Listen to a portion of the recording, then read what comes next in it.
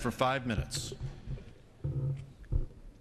Mr. Speaker, this week the House will vote to reinvest taxpayer subsidies from the most profitable oil companies in the world to the American people in the form of lower gas prices, lower home heating oil costs, new jobs, and clean renewable technologies. For 6 years under Republican management, we attempted a strategy to reduce our dependence on foreign oil and to lower gas prices. The strategy was to provide $14 billion in industry subsidies to the largest oil companies in the world, the most profitable oil companies in the world.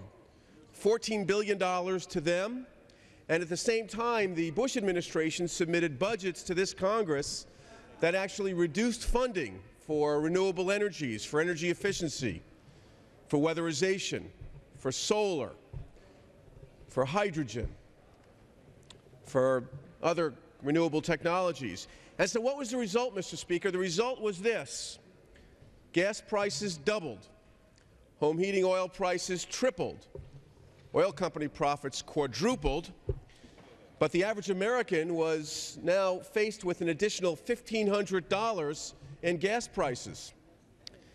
And at the same time, as oil companies' profits went up and as pocketbooks got lower and lower, the pocketbooks of the American people, the wallets of the American people, lost more and more value, we actually increased our dependence on foreign oil.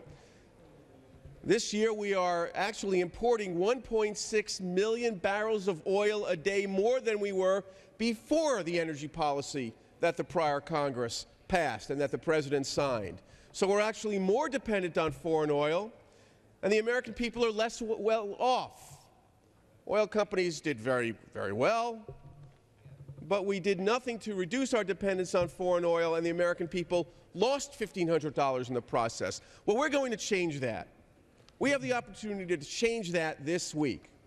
We're going to pass, I hope, on a bipartisan basis, a new approach, a new strategy, a fundamental change in energy policy.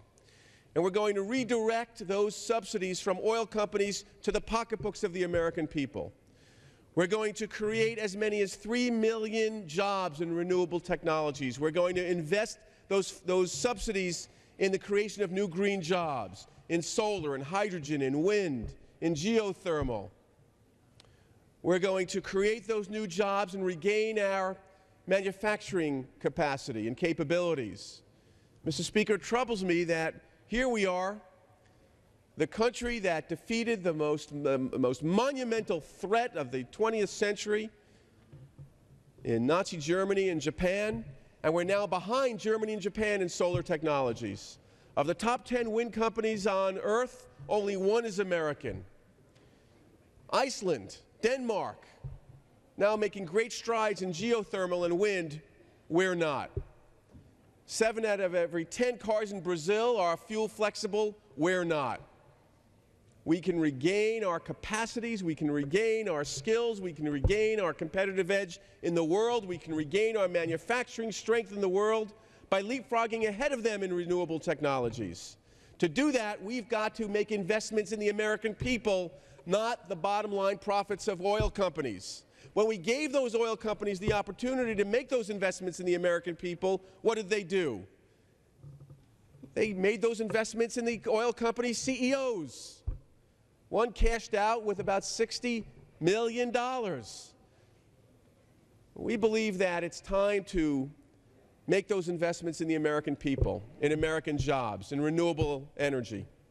And by doing so, we can reduce our dependence on foreign oil. We have created a paradigm, Mr. Speaker, where with a $9 trillion debt, we are borrowing money from China to fund our defense budgets, to buy oil from the Persian Gulf, to fuel our military, to protect us from China in the Persian Gulf. It makes no sense. This week we have the opportunity to take a giant leap for common sense, reinvest in the American people, reinvest in American jobs, reinvest in our defense, reinvest in our competitive edge, reinvest in our human capital, reduce our dependence on foreign oil, and that's precisely what we will do by passing this bill.